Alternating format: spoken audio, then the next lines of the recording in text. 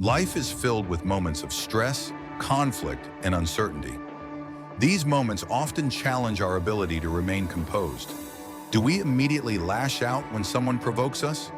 Do we panic in the face of a sudden obstacle? Or do we pause, reflect, and choose our response deliberately? The difference between reacting and responding is pivotal. Reaction is impulsive, emotional, and often regrettable. Response, on the other hand, is thoughtful, measured, and aligned with our higher principles. The Stoics understood this distinction well. As Marcus Aurelius wrote, "You have power over your mind, not outside events. Realize this, and you will find strength."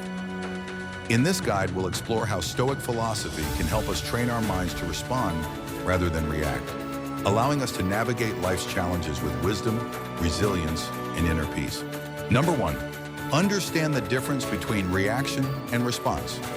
Reaction, immediate and instinctive, driven by emotions such as anger, fear, or frustration, often leads to regret or unintended consequences. Response, thoughtful and intentional, grounded in reason and aligned with personal values, considers the bigger picture and long-term outcomes. A Stoic perspective. The Stoics emphasize the importance of controlling one's impulses. Epictetus taught, "It's not what happens to you, but how you react to it that matters." Reacting is surrendering control to external circumstances, while responding is reclaiming your power. Example, imagine someone cuts you off in traffic. Reacting might mean shouting, honking aggressively, or tailgating them. Responding, however, involves acknowledging the event, staying calm, and continuing your journey without unnecessary escalation. Key insight. Recognizing this difference is the first step toward mastering your emotions. Number 2, create space between stimulus and response. The challenge. Reactions are often automatic because we don't give ourselves time to think.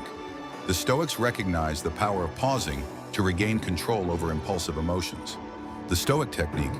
Seneca advised, "If you wish to be free from agitation, do not wish for anything in particular to happen, and you will never be disappointed." By creating space, you allow reason to guide your actions rather than raw emotion. Practical steps to create space. Pause. When faced with a triggering event, take a moment to breathe deeply. Acknowledge your emotion. Instead of suppressing anger or frustration, name it. For example, say to yourself, "I feel angry right now." Ask questions. Reflect on what matters most. Is this event worth your energy? What's the best outcome for you in this situation? Example, during a heated argument, instead of interrupting or escalating, pause and count to 5 before responding. This brief moment can prevent words you might later regret. Number 3, practice detachment from external events. The Stoic view on control. The Stoics divided life into 2 categories. Things we can control, our thoughts, actions, and attitudes. Things we cannot control, other people's actions, opinions, or external circumstances. Epictetus reminded us, make the best use of what is in your power and take the rest as it happens. Reacting to things outside your control only drains your energy and compromises your peace. Practical application. Focus on your inner domain. Concentrate on how you interpret and respond to events rather than the events themselves. Reframe challenges. View setbacks as opportunities for growth.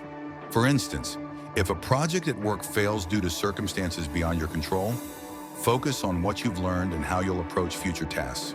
Example, if someone criticizes you unfairly, reacting emotionally may escalate the situation. Responding, however, involves calmly evaluating whether the criticism has merit. If it doesn't, let it go. If it does, use it constructively. Number 4, strengthen your mind through reflection. The role of daily reflection.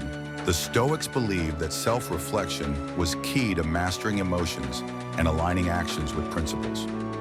Marcus Aurelius practiced this through his meditations, where he examined his thoughts and behaviors each day.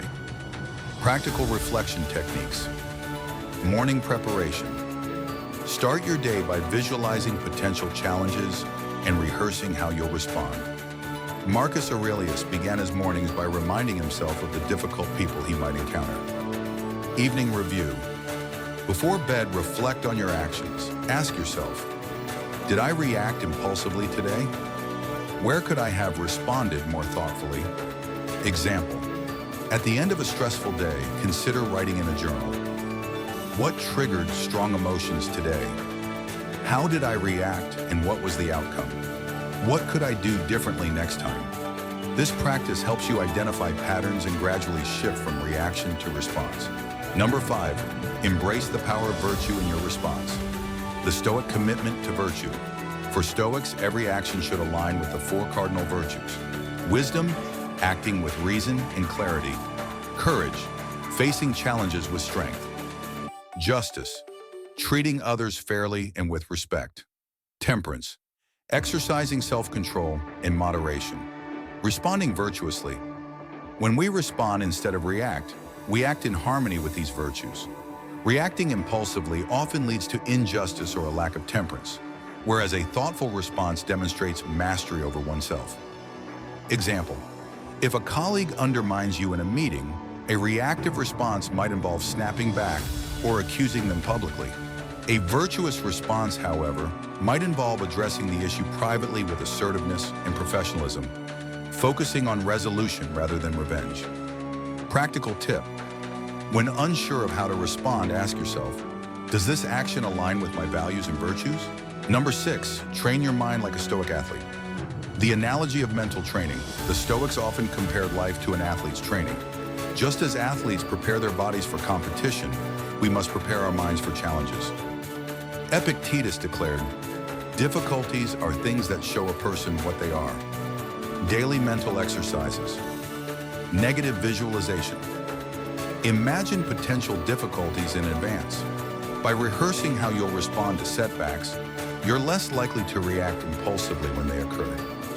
Voluntary discomfort. Practice small acts of self-denial, such as skipping a luxury or enduring discomfort. This builds resilience and reduces your reliance on external comforts. Example: before an important meeting, mentally rehearse a scenario where someone challenges your ideas. Practice responding calmly and confidently, preparing yourself for the unexpected. Conclusion: training your mind to respond rather than react is not a one-time effort, but a lifelong practice. Stoicism offers powerful tools for mastering this art, from understanding the difference between reaction and response to cultivating daily habits of reflection and resilience. Marcus Aurelius reminds us, you have power over your mind, not outside events. Realize this, and you will find strength. By pausing, reflecting, and aligning your actions with virtue, you reclaim control over your life, no matter the challenges you face. In the end, the greatest victory is mastery over oneself. And by choosing to respond thoughtfully, rather than react impulsively, you embody the very essence of Stoic wisdom.